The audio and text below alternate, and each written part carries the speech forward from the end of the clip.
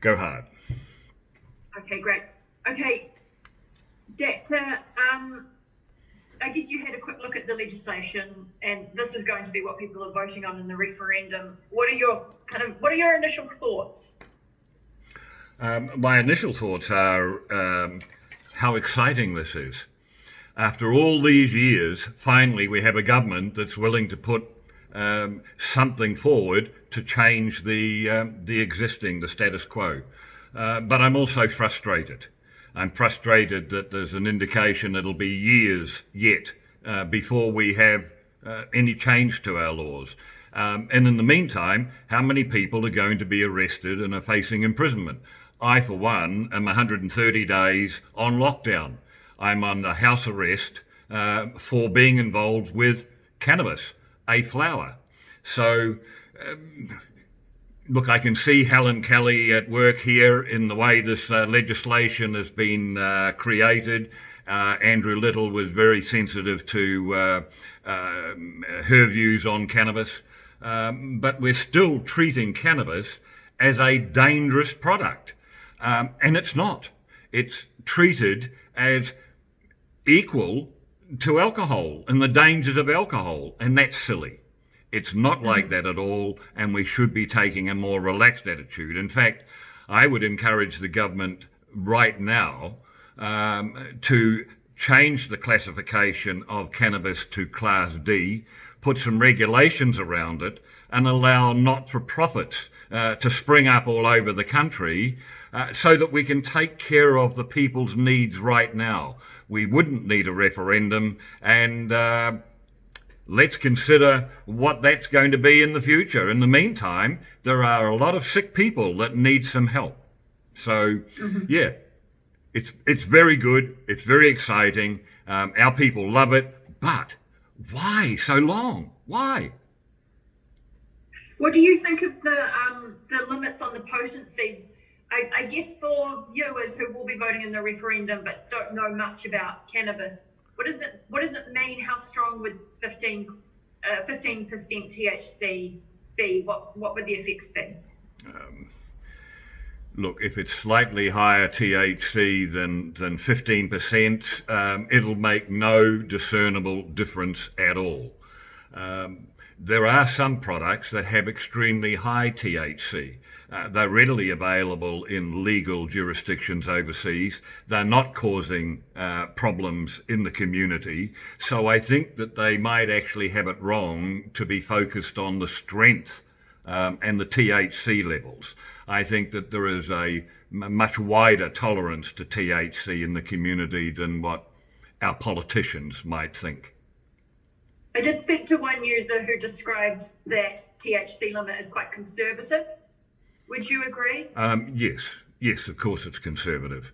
But, you know, we're going a step forward, and we've yet to have a debate in Parliament, in the Select Committee, to see whether or not the way it's being explained to us at the moment by people that don't really know much about cannabis.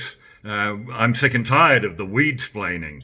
So if they talk to us, the people that are actually in the cannabis culture, whatever rules they put in place, if it doesn't suit us, it's not like we've been law-abiding citizens for all these years and years of prohibition. So, I would have thought they'd want rules and regulations that actually are going to be complied with. So you mentioned before you've had, is it 130 days that you've been under house arrest? I guess everyone's had a bit of a taste of what that's like. Yep. How has it for you? A bit over 130 days now. 20th of December, I was locked in my house, and I'm still here. So I've been out twice to attend court. Both times there was no court case, and I ended up back in isolation again. So, look, Zoom, all these different electronic devices are wonderful. Just recently, I did a trip around the world on April the 20th. I started a 420 rolling consumption for 24 hours. We went around the world on April the 20th. and ended up back in New Zealand. So with help of some Americans, we had a marvellous time for 24 hours. So, we get on and do what we have to do anyway. So in the meantime, politicians will do what they have to do, go and politic. Yeah. How much longer until you're free, Dakta? I hope that I will be released from these very strict rules fairly shortly. Otherwise, I'm here until the trial, and at the moment, they can't give me a date for a trial. It's at least 2 years away. So, maybe it'll be legal before I get to trial, and my trial will be a waste of time. I don't know. It's a nonsense. Look, that's the problem that I have with the way things are being announced and going forward right now. Where is the interim measure? Are we just going to all of a sudden become legal in a couple of years' time and cannabis is available and everybody will try it for the first time? Are we going to play that silly game? What about the 500,000 people that already are part of the cannabis culture? Do we have to remain illegal for the next couple of years? Like, how about an interim measure? We're sick and tired of this nonsense. We're sick and tired of police creating this fear in our community. And right now, the way the lockdown is occurring, people are not able to get medicine as they have been accustomed to in the past. The black market is not working as it has been in the past. So it's time to actually have a look at that urgently, right now. I've heard that there are some seriously inflated cannabis prices at the moment. Yes, that's true. I've heard those same figures. But, people will do what they have to do. Opportunity. Look, if there was no alcohol in the supermarkets and somebody was walking around the neighbourhood offering bottles of scotch, how much do you think people would get for that? Huge sums of money. So, put it into perspective. There are a lot of people that are not drinking during this lockdown and these terrible times, but they're really, really missing being able to toke on a joint. So it's time that we should actually relax that, even if it was just an interim measure. But we've got to stop locking people up. That's silly. So why, I know I'm a little bit off topic now, but I guess why is it more difficult to get a joint at the moment? Is it the physical movement? Well, all the crops came in, at the end of summer. Everybody's harvested their outdoor crops, but how do you get it to market? We've all seen, some young dude got caught recently with 100+ ounces in his car. A little bit silly. The cop could smell it. Take extra care, I say. But all over the country, it's difficult to be out on the road carrying quantities of cannabis to somewhere where there's a marketplace. And those that have it are oftentimes charging whatever they can get for it. And people will pay. It is that type of product. Personally, I think the government should be providing us with the capital to go out into the marketplace and buy up all the cannabis that's available now so that we could get cash back into those growing communities, because that's really needed in those communities right now, and allow us to distribute cannabis to those that really need it. Cost recovery only. Let's get it out there. Mm-hmm. Do you feel like the referendum is going to pass? That's the most difficult question of all. I've had my doubts for a long time.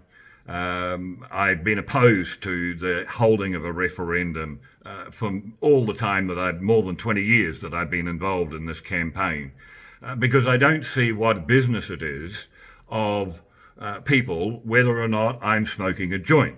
The real position is this.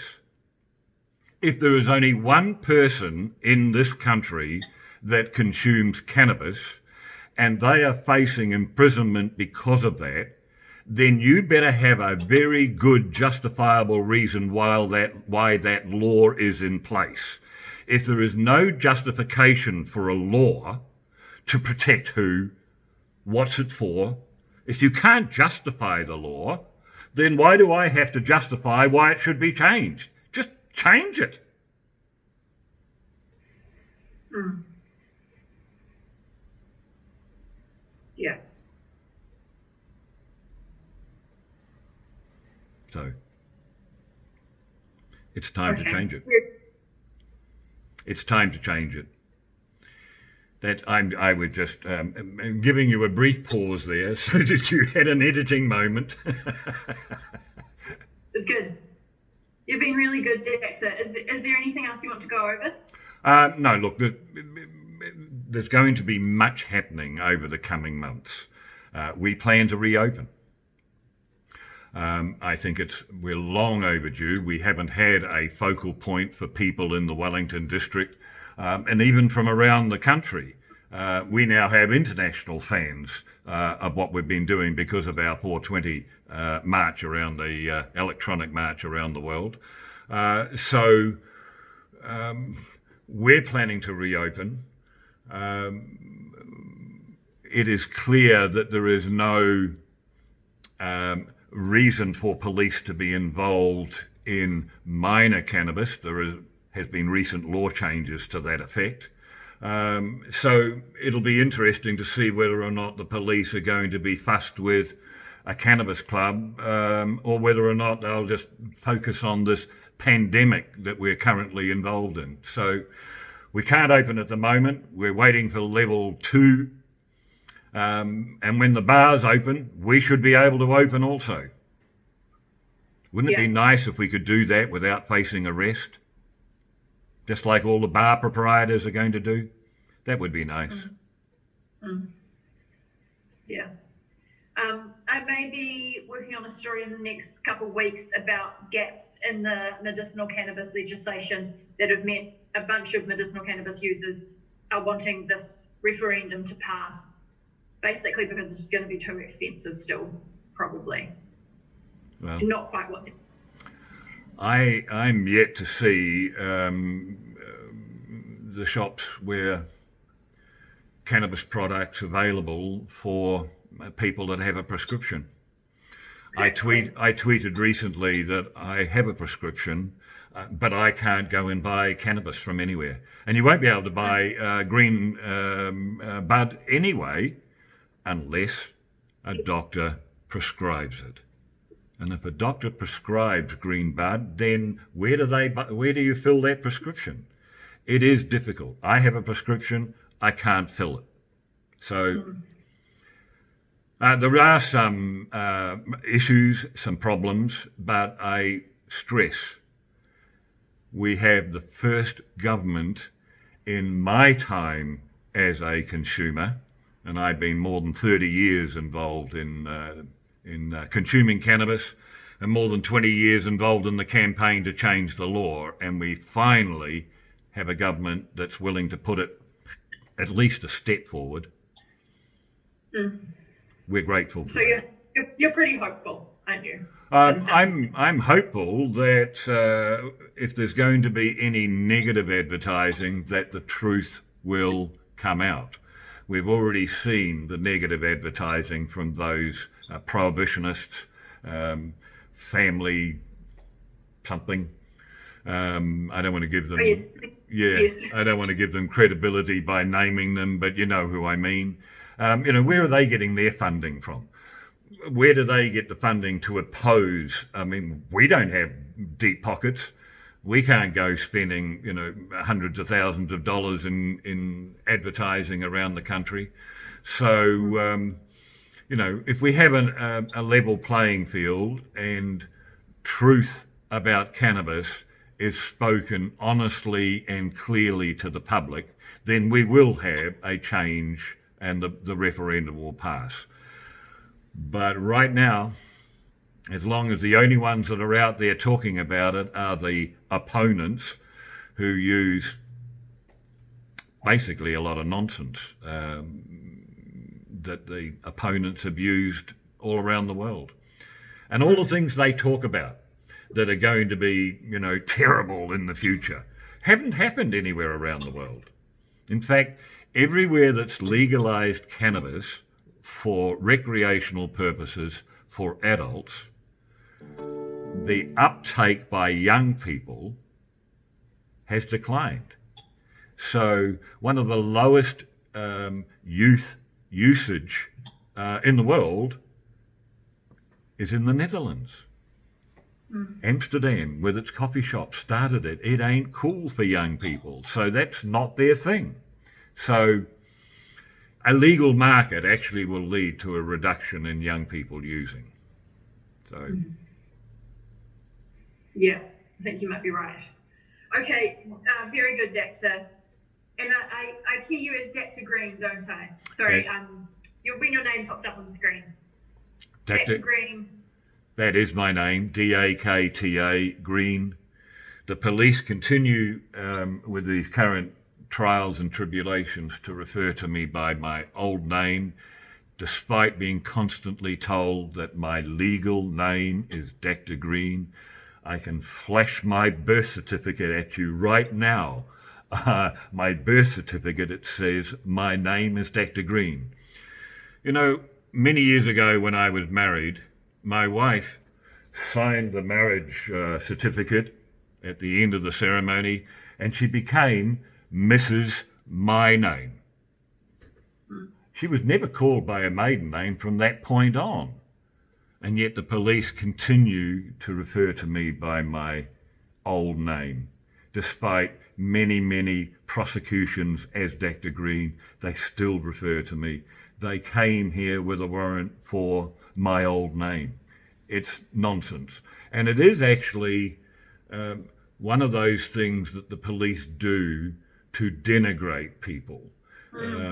It's a well-known fact that, you know, by calling people by the wrong name, it puts you in your place type attitude. So I find that frustrating, but hey, I've been doing this for a long time, and if the worst thing is that I get called the wrong name, I really don't give a damn. The important thing here has always been change this damn law, because you, politicians, cannot justify continuing to lock us up. It is that simple, really. If you can justify any reason, a justifiable reason to lock me up, I'll shut up and go away. But there isn't one. Yeah. Okay. Very good, Dakta. There's lots there for me. So that's awesome. Thank you. Okay. You'll make a half-hour program out of that, and you won't even repeat me twice. I would. Nice to talk with you, and I put you in my phone. If there's anything coming up that I need to talk to somebody and put it out there, I'll give you a call. Great. I'd love that. Thank This you. is my round on the cannabis stuff, so. Cool. Yeah. Cool. Well, I look forward to seeing you. I was supposed to be in court a couple of days ago, and that was delayed. I've taken over my own case. I'm now my own lawyer, but for some reason the court haven't even recognised that, and they're talking to lawyers instead of talking to me. So we've got a lot to sort out yet. But lockdown does some strange things to people, doesn't it? It's a shame. It's a real shame that. Yeah, whenever you sit in on district court, it's just, you know, delay after delay. You know, lots of people coming up for their cases and something's missing, and they're like, oh, you're going to have to come back in 2 weeks. But that means another 2 weeks for that person. I have to say, I have reasons for what I'm about to say, and this won't be for broadcast because it's not going to be that important, but I'm going to make a little prediction. I don't believe that my case will get to trial. And there could be a couple of reasons for that. I think I could do a deal with the Crown, you know, plead guilty for an agreed sentence, or we could just prove that actually that this is a case, you know, go to court and prove that this is something that should not be proceeding. And I'm looking seriously at that as an issue at the moment. There are a number of ways that we can stop this proceeding. And in light of what's happening around the world and in light of our upcoming referendum, you know, maybe it's just time for a judge to say, I'm going to chuck these charges out. Because who's talking about this in favour at the moment? You know, you're not old enough to remember the 1980s and the homosexual law reform debate. I remember that well. Nobody, as I recall, that was advocating for homosexual law reform was arrested for being homosexual. I don't recall prostitutes being arrested for advocating a change to the prostitution during that law reform debate. Why is it that the police think it's appropriate to continue chasing people in the cannabis culture? It's a nonsense. There's no fairness in that debate. It would be okay if the government was actually proceeding to deal with this themselves, but this becomes a public relations issue. And the public relations issue is, here we are trying to present a fair and reasoned and balanced approach why people should vote yes, and the police are continuing to call us criminal, criminal, criminal, criminal. That's not fair. That's not responsible. That's not the way to go forward and get a yes vote from a referendum. So the government needs to look very seriously at the way that police are handling the cannabis question right now. Okay, very good. I really better go now. Thank you. I think that was the last one that I liked the best. So, yeah. Take care. Thanks. Okay. Bye-bye.